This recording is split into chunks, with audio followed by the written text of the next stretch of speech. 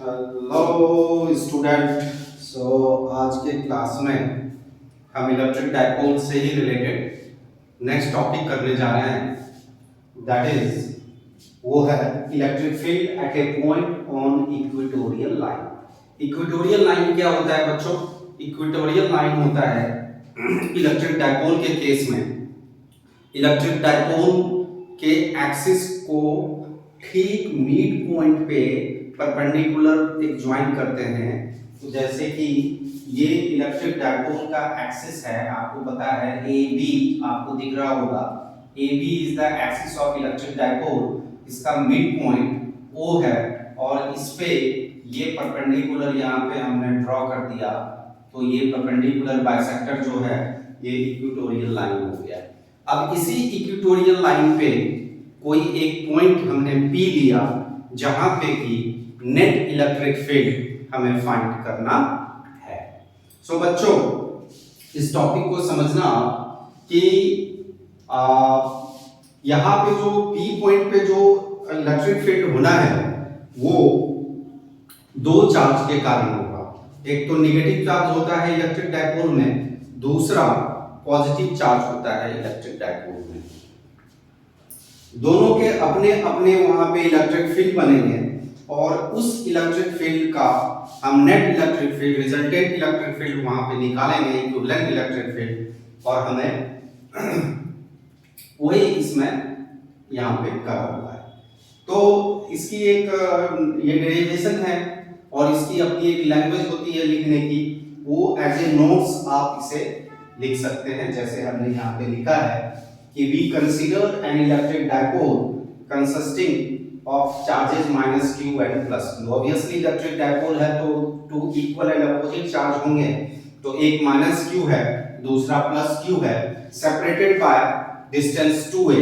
2a हम यहाँ एक डिस्टेंस दोनों के बीच का लेते हैं कस्टम से। ये रूल मतलब एक 2a ही माना गया है ताकि कैलकुलेशन करना इजी हो जाए।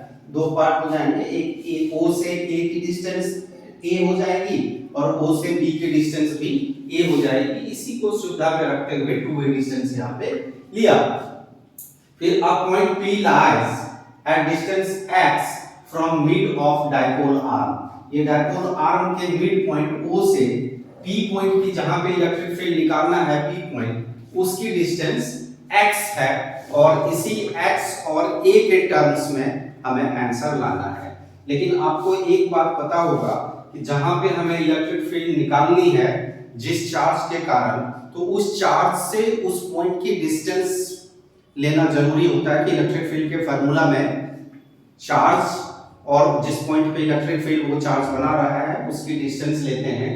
तो AP डिस्टेंस जो है पाइथागोरस थ्योरम को यूज करके ये OA A हो गया, OP X हो गया, तो root a square plus x square निकल जाएगा और इधर वाला भी BP डिस्टेंस भी root a square plus x square आ जाएगा। ये आइसोसेलेस ट्रायंगल है।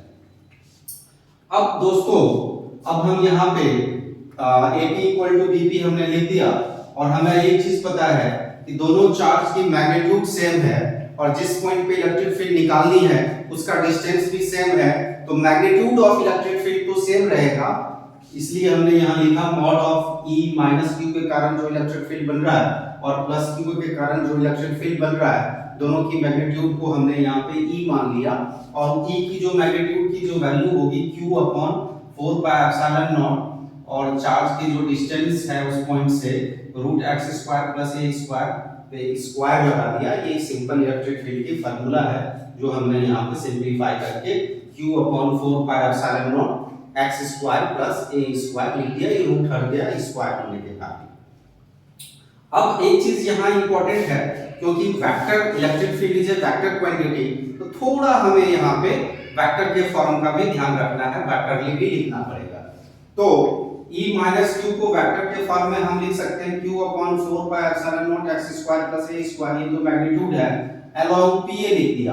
अब देखो P से A की तरफ, P से A की तरफ ये माइनस क्यू के कारण जो P पे इलेक्ट्रिक फील्ड बन रहा है वो P से A की तरफ है, इनवर्ड। ये मैं बार बार कह रहा हूं, इनवर्ड चार्ज के तरफ। और जो B पे ये चार्ज प्लस क्यू है, उसके कारण जो पी पॉइंट पे इलेक्ट्रिक फील्ड बन रहा है दैट इज बी पे पॉजिटिव चार्ज है, तो आउटवर्ड बनेगा अवे फ्रॉम द चार्ज। तो हमने उसकी डायरेक्शन को बीपी लिखा अलोंग बी से पी के तरफ, और यहां पे लिखा पी से ए की तरफ। दोनों में फर्क हो गया ये डायरेक्शन का। अब ध्यान देने की बात है, हमने यहां लिखा है ABP equal to angle BAP, angle ABP equal to angle BAP को थीटा एज्यूम कर लिया। थीटा अभी हमने यहां एज्यूम किया है, ये थीटा आफ्टर कैलकुलेशन वैनिश हो जाएगा, हम उसकी वैल्यू रख देंगे। दूसरी इंपॉर्टेंट चीज जो आपको ध्यान देना है वेक्टर के केस में, किसी भी वेक्टर का एक्स एक्सिस के अलोंग एक कंपोनेंट लेते हैं और वाई एक्सिस के अलोंग एक कंपोनेंट लेते हैं 2D में, है ना। ये प्लेन है, प्लेन पे हम यहाँ 2D के फॉर्म में ले रहे हैं।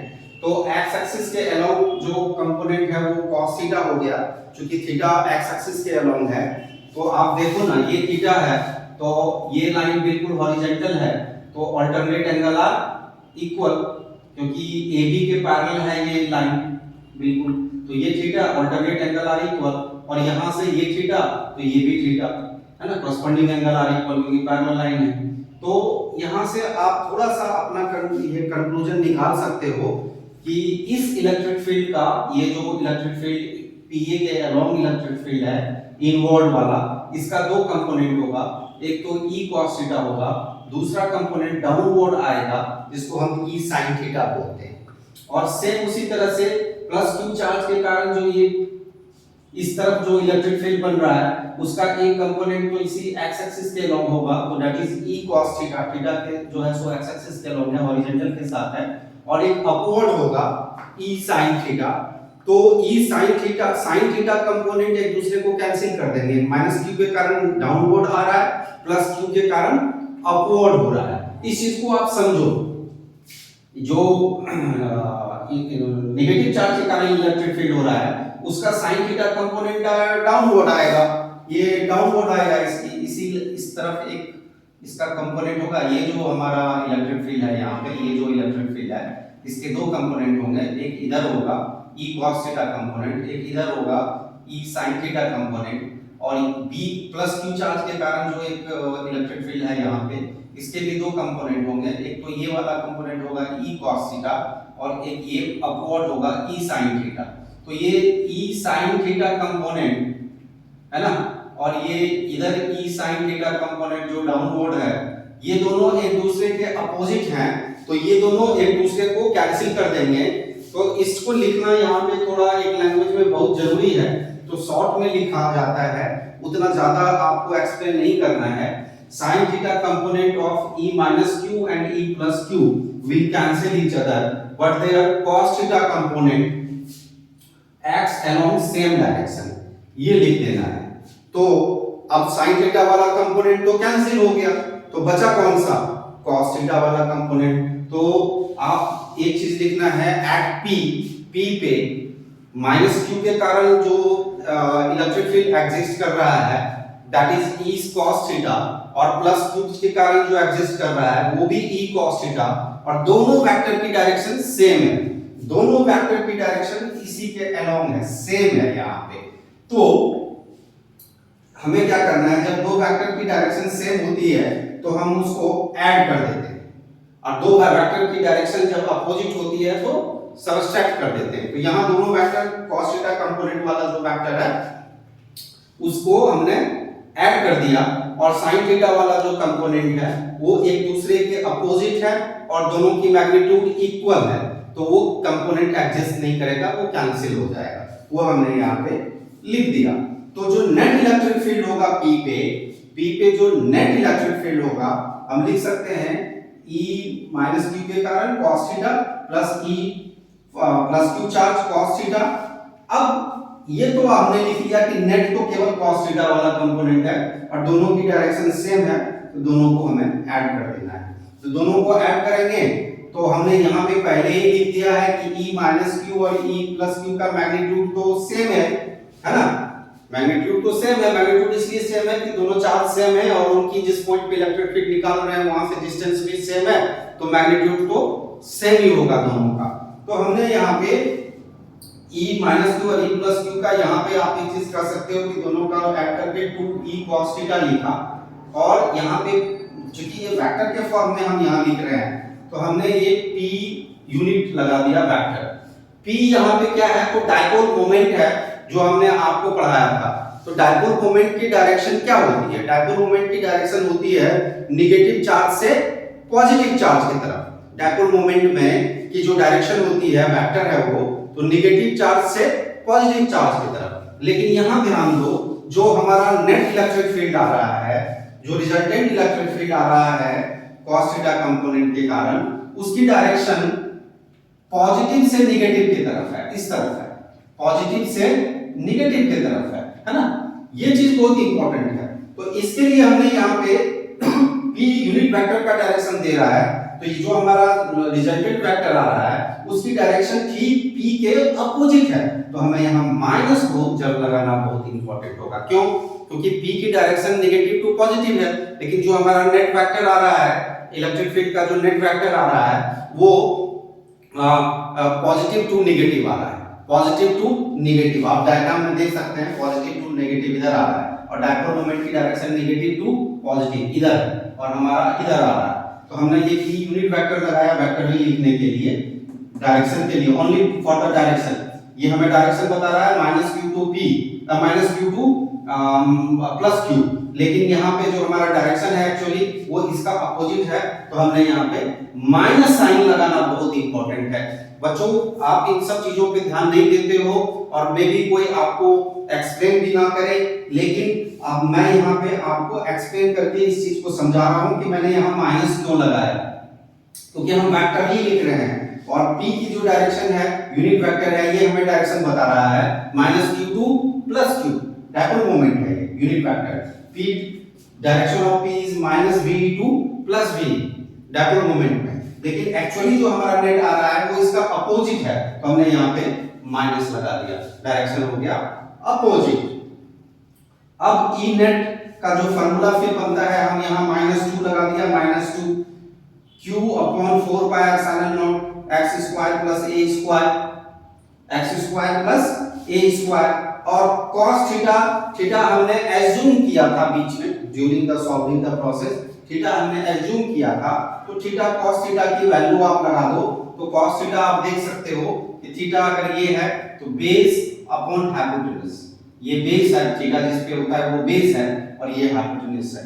तो हमने यहाँ पे बेस अपॉन हाइपोटेनस लगा दिया, ये cos थीटा की वैल्यू रख के थीटा को माइनस कर दिया, क्योंकि थीटा क्वेश्चन में गिवन नहीं है, कहीं एक्सप्लेनेशन में नहीं है, केवल x और a है गिवन है, उसी के फॉर्म में निकालना है, तो हमने उस फॉर्म के पूरे को सेट कर दिया और फिर सिंपलीफाई किया, तो 2q into a आ गया, 2q into a, उसको q into 2a लिख सकते हैं। q यहाँ पे आप देखो -2qa आ रहा है, तो माइनस तो चलो ठीक है हमने आगे लगा दिया, q into 2q into a आ रहा है, 2q into a, उसको हम q into 2a लिख सकते हैं। ऐसा इसलिए इसको हम फिर डाइपोल मोमेंट के फॉर्म में, P के फॉर्म में लिखेंगे, q into 2a is dipole moment P, ये हमने पहले ही बताया है आपको। तो यहाँ पे आ गया हमारा ये नेट, देखो ये केस बन गया, और P हमने फिर यहाँ डायरेक्शन के लिए दिया, डाइपोल मोमेंट की डायरेक्शन का अपोजिट, माइनस साइन आ रहा है, डाइपोल मोमेंट के डायरेक्शन का अपोजिट, यूनिट वेक्टर है, यूनिट वेक्टर केवल डायरेक्शन बताता है वो, और उसका कोई मैग्नीट्यूड पे कोई इंपैक्ट नहीं होता, ये मैं पहले भी आपको समझा चुका हूं। तो if x is very very larger than a, आपको पता है कि 2a जो होता है बहुत स्मॉल डिस्टेंस होता है इलेक्ट्रिक डाइपोल में, 2a काफी छोटा डिस्टेंस होता है, तो हम लिख सकते हैं कि अगर 2a बहुत छोटा है तो ऑब्वियसली a और भी छोटा होगा, तो x will be very very greater than a, है ना, ये एक लिख सकते हैं। तो हम यहाँ पे a वाले टर्म को हटा सकते हैं, क्यों? क्योंकि ये नेग्लिजिबल है with respect to x, the value of x, addition और सब्ट्रैक्शन में उसको हम नेग्लेक्ट कर सकते हैं। तो जो ही इसको हम हटाएंगे तो x square to the power 3/2 बचेगा, x स्क्वायर के पावर 3/2 बचेगा, और इसको सिंपलीफाई करेंगे तो हमें x³ आ जाएगा, और यहाँ p जो है डायरेक्शन दे दिया डाइपोल मोमेंट का, उसका अपोजिट कर दिया माइनस साइन लगा के।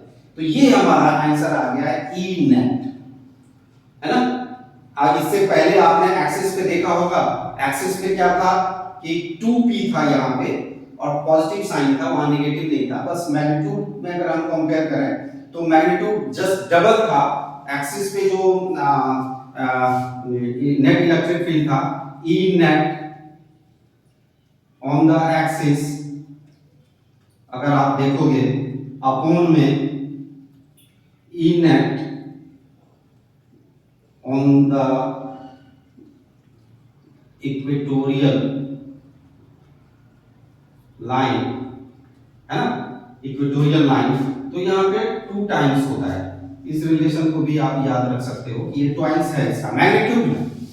डायरेक्शन में तो हमने पीछे उस दर समझाया था, यहाँ डायरेक्शन जो होगा डायपोल मोमेंट का उल्टा हो रहा है ना, नेगेटिव टू पॉजिटिव होता है डायपोल मोमेंट, यहाँ पे पॉजिटिव टू नेगेटिव हो रहा है।